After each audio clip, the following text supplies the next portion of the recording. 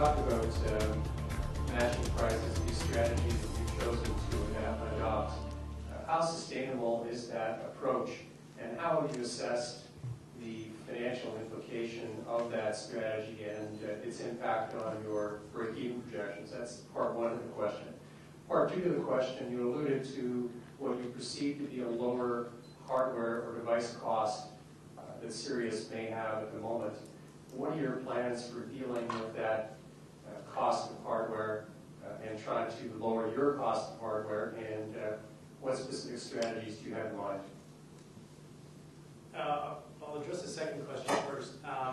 In terms of reducing the price or the cost of our hardware, we do believe that Sirius likely has an advantage over us currently, and we believe into the future they probably likely will continue to, because we have a better technology. Ours likely costs more right now, and we hope to continue that premium technology into the future. And so in terms of the cost, we think we'll probably always be above them. We think with economies of scale and moving forward, we would be able to reduce that cost. I mean, it's manufactured by our U.S. XMUS in the U.S., so we don't have a lot of say over that right now, and into the future. But we think as scale comes on board, things will dramatically push the price down. And the first question, sorry, I was going to repeat it. Was it in terms of break-even? Yeah, the first question, you spoke about matching price. How sustainable is that approach, and what's the financial implication of that, and how does it affect your break-even projections? So in terms of breaking even, in our session this morning, we discussed our break-even, and we projected that they would break even in 2011. And with the increase with this change to the revenue projections by cutting our price, we thought, from our projections, we found that we actually, to be clear, in the morning, we actually there was a cash crunch in 2008. The last fourth quarter of 2008 was when we really needed cash. We had enough cash and we had enough credit facility to get us to that point based on our projections from this morning. With the reduction in price, we are now at a situation where we will need cash next year. So we think we can get through 2007, but in early 2008, Q1 2008, we're going to need cash.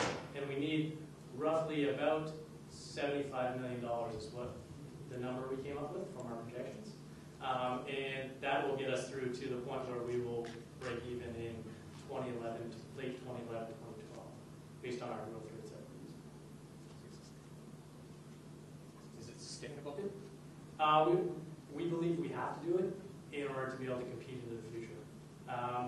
We think it's sustainable to the point where we do break even, yes, because we will eventually break even and we'll eventually become cash flow positive.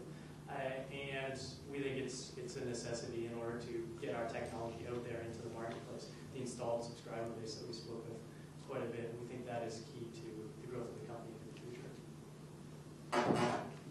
What if you're wrong? What if the impact on your cash flows from these two events is greater than you expected? What are you going to do to save the company? What are you going to do to keep this a going concern? One of the things that we think is definitely we may need to cut back on almost everything that we do. We definitely have a strong base out there that's currently right now, and the key is to grow the subscriber base. So we would then probably reevaluate not only the overhead that we have in terms of the people, are there any other opportunities to outsource items where we can get greater cost advantages, and then secondly, can we reallocate and possibly change some of our marketing efforts so that we get a better conversion rate and more customers per dollar that we spend.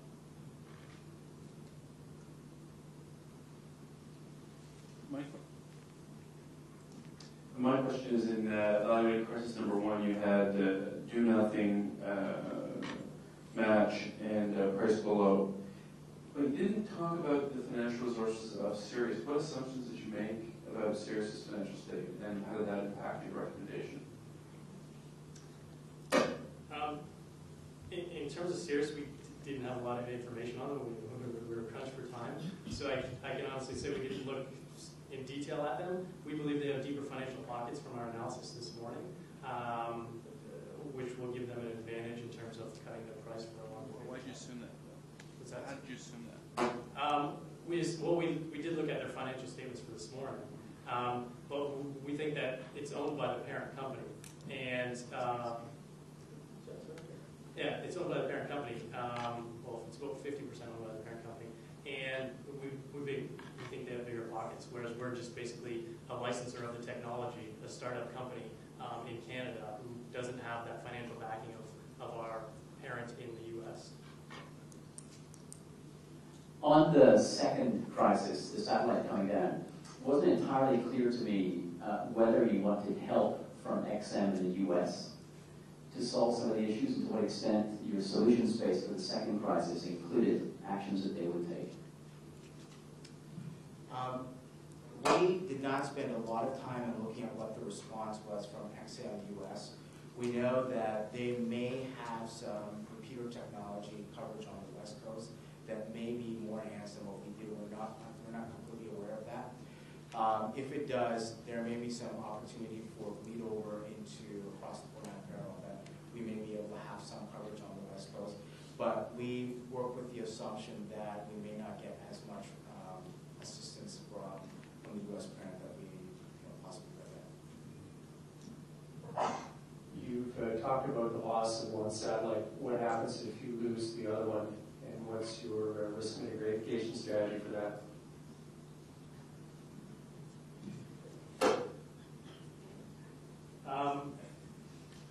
That's a difficult situation. I think if the second satellite goes down, I think the company is in serious crisis. There would be the opportunity to potentially, was one of the things that we discussed, was potentially selling the assets to Sirius. We think would be an opportunity, potential opportunity, in that we have this premium content that we have been able to lure customers with to our satellite. And we think we have an opportunity to divest that if it came to two satellites being down.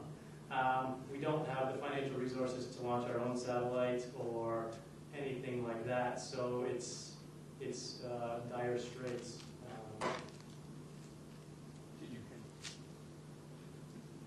Is leasing a satellite an option? Based on what some of the information that we got yesterday, we're not entirely sure whether we can lease an additional satellite to sort of download the content. So we did not use that as an option going forward. Another issue in that regard is I think the satellite space in Canada is pretty full. You are not allowed to launch a new satellite until 2010. There will be no satellite orbital licenses until 2010 in Canada. So we would likely have to go to the States in order to be able to lease, would be my guesstimate, which might lead to issues in that whether they would want to deal with a Canadian company that can provide Canadian content through their satellites.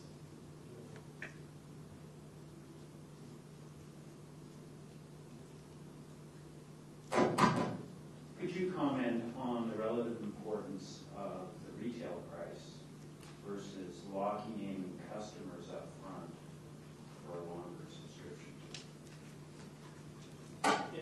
In our analysis this morning, actually, that was one of our recommendations, was to potentially drop price into the future in order to lock up the subscribers, and basically reduce price on a relative basis to the term of the contract, very similar to what the wireless industry does, cell phone industry, in that if you sign up for 3 years, we'll give you a radio for maybe $20, whereas if you just want to buy the radio and go on to a pay-as-you-go contract, it's $150. And so that was one of our recommendations this morning. So we think it's definitely a good alternative for the company to get that installed subscriber base moving forward. I guess beyond just the install base, it increases the switching cost for someone to move to something else. Do you have any strategies that you would use to lock up customers for a longer term? Any strategies? Well, I believe, I'm not sure if Ryan alluded to something that we talked about earlier today, which was to discount the cost for the receivers based on how long you were willing to lock in for. I guess the issue is training people, getting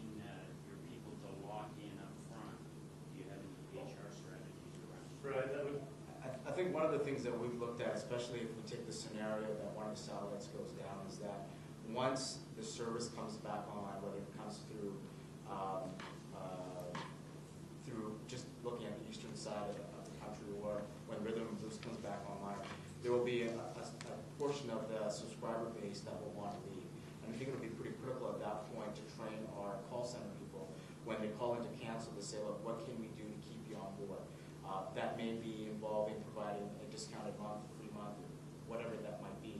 But we know that there will be some significant training at that point to move people away from the thought process of how we get people to sign up to how we keep them on board. And I think that will be, I know definitely the wireless industry has definitely proven that there are ways that when people come in and try and leave their contract, or their contract is expired, that they can continue to go on a month-to-month basis, or there are other various incentives that are provided for them to keep them on board. So I think there is opportunities there that we can do it. I think it'll become a training aspect when, at the HR level, of how we actually get people to really become more committed to the service. This morning, as new judges, we didn't get the benefit of what you said this morning, but for any business continuity is a key issue when you sort of look on a red-blue basis. You know, this is so fundamental, access to satellites, that a company would look at contingency plans on that. Did you discuss that at all this morning? Or? No, we didn't, because this sort of the crisis was not, what was that? Yeah, the crisis was basically this afternoon. It was a different problem set that we were looking at this one. Any other questions? I'm just curious about capital markets implications. You touched on it a little bit in your presentation. What is clear is that even in best case scenario, without the crisis, you're going to have to go back to market, most likely at the latest at the end of 2008, just to keep the cash in the company. Now, if either one of these two issues comes up, did you consider what the impact is going to be on the price at which you're going to be able to raise that additional capital? Well, I think something that we definitely discussed was that if we went to the equity markets in one of these crises, I think the stock price, which you alluded to, would probably get hammered. So it definitely be more difficult to raise money because it's just not as good a story. If we didn't have this crisis, something we talked about earlier today was that at least we could show, we're 1 year away from being cash flow positive, and we've had all this growth. But going to the capital markets with this same story, which is, things have been okay, but now satellites gone down, I think it becomes much more difficult. So going to the equity market, I don't know if there's going to be demand, and obviously going to the debt market, it's a much riskier play, so it's going to cost, I think, a lot more to get debt from creditors. How much more? What's your current cost of debt? Well, current cost was over 12%. It was 12 and 3 quarters was the last one. I couldn't